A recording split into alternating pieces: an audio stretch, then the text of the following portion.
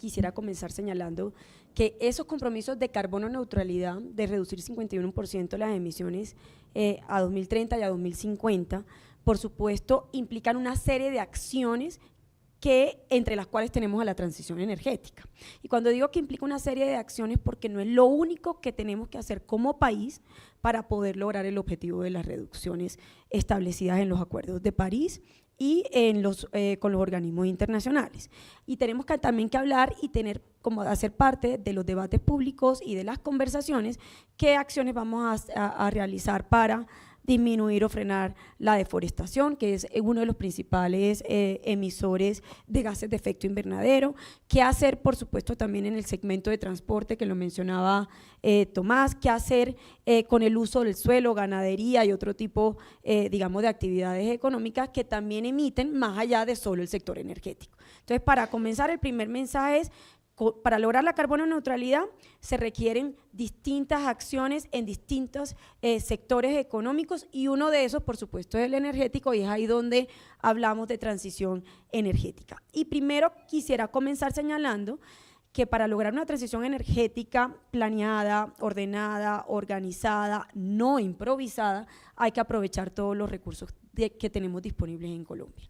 Pero adicional, Colombia tiene una particularidad que no tienen, tal vez lo tienen países latinoamericanos, pero que no los tienen los países europeos, que no los tienen los países asiáticos, y es la situación de pobreza en la que se encuentran millones de colombianos.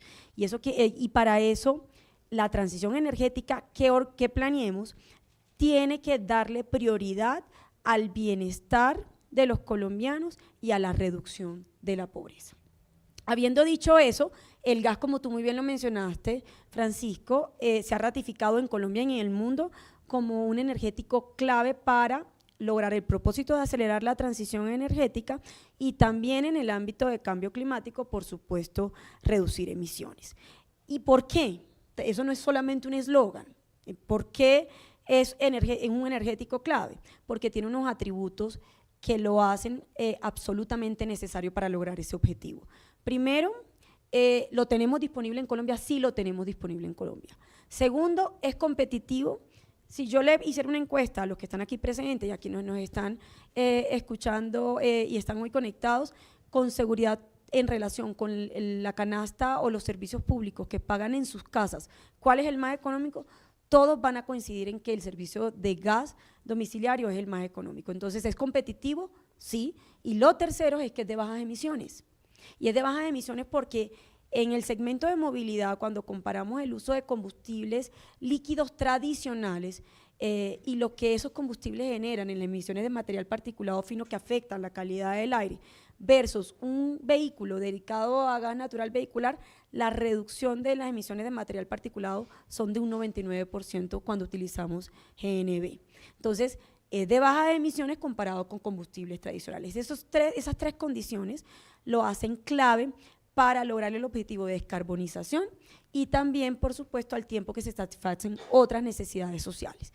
Puntualmente, ¿cómo juega o cuál es el rol del gas natural en tres segmentos principales de la economía? Hablemos de hogares.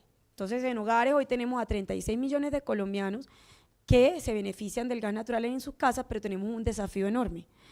Alrededor de 1.6 millones de familias todavía cocinan con leña o con residuos o desechos más contaminantes, y tenemos un enorme desafío de poder conectarlos al servicio de gas natural, y en aquellas zonas remotas donde no podamos por temas de eficiencia lograr llegar con redes domiciliarias, pensar, por ejemplo, en conectarlos con biogás o con biometanos aprovechando los residuos orgánicos. Entonces, hogares. 2, movilidad. En el segmento de vehículos livianos hay mayor oferta de carros eléctricos que de carros dedicados a gas natural vehicular.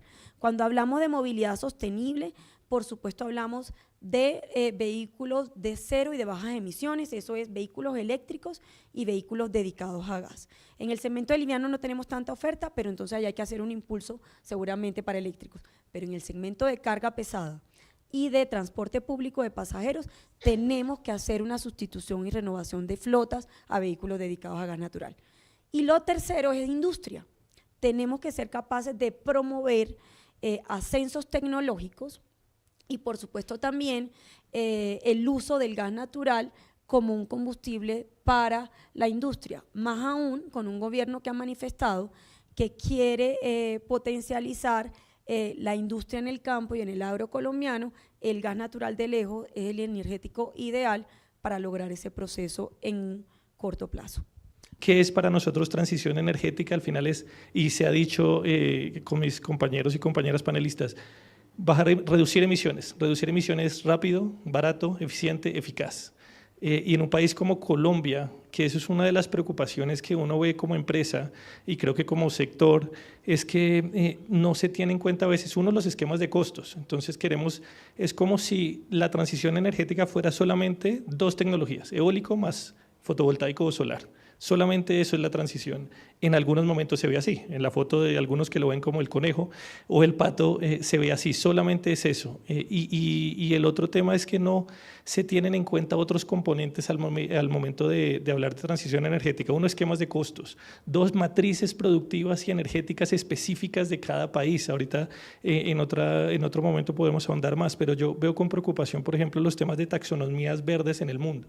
Las taxonomías verdes, y ya conozco casos, por ejemplo, de bancos de segundo piso europeos que dicen no, se reduce al 80% o más la financiación a hidrocarburos. ¿Por qué? A mí me lo tienen que explicar porque uno dice, claro, en Europa, en ciertos países, eso puede tener sentido. ¿Por qué en Colombia tiene sentido eso? Es algo que a mí me falta que me expliquen y que falta en la discusión. Otro tema que me falta es la eficiencia energética. Tenemos un compromiso, todavía tenemos retos en materia de productividad y competitividad como país, en cierres de brechas socioeconómicas. Un estudio que salió justo el año pasado, me acuerdo, de la Universidad de Manchester, si no estoy mal, en un diario de circulación nacional, decía un experto, los países de renta media o renta media baja o pobres o vulnerables también tienen que acelerar sus compromisos con la transición energética. Y abajo, al final de toda la explicación, como si fuera un asterisco menor, un pie de página, y esto va a ahondar las brechas sociales y económicas, hay que hacer algo. ¿Pero qué? No es algo que se responda, y por eso uno ve la Agenda 2030, la Agenda de Objetivos de Desarrollo Sostenible, que se cumple en 7 años, igual que las contribuciones nacionales determinadas a nivel nacional que se ha comprometido Colombia a reducir 51%, y uno ve que eso es un esquema que no puede excluir a uno en virtud de cumplir otro. Yo no puedo simplemente decir, me fijo en el ODS de energía limpia, asequible, sin decir que no voy a combatir la pobreza, no voy a cerrar brechas socioeconómicas, no voy a mejorar temas de equidad de género. Digamos que me falta que tengamos una hoja de ruta enmarcada en el contexto nacional que contemple temas como energías que reducen las emisiones eficaz, eficiente, rápido y barato, como el gas natural. Me falta la eficiencia energética y me falta además, que ya lo mencionaba también la presidenta de Naturgas, el tema de cómo tenemos más o menos 1.8 millones de hogares según la encuesta de calidad de vida del DANE que cocinan con leña. Y eso no solamente es un tema de un impacto ambiental de deforestación, también en su canasta, en su costo de vida, algunos tienen que pagar leña, no es que van al bosque y cortan el árbol, es que tienen que pagar por esa leña, y esa leña es cara y les ocupa una gran parte de su ingreso. Entonces, ¿cómo vamos a responder a eso? ¿Cómo vamos a responder a que todavía 5.5 millones de hogares, 10.6 millones de personas consideran con leña, desechos o carbón? Esa parte de la transición es la que desde acá se ve como cuándo la vamos a ver, cuándo tenemos esa discusión aterrizada de cómo respondemos a esos retos.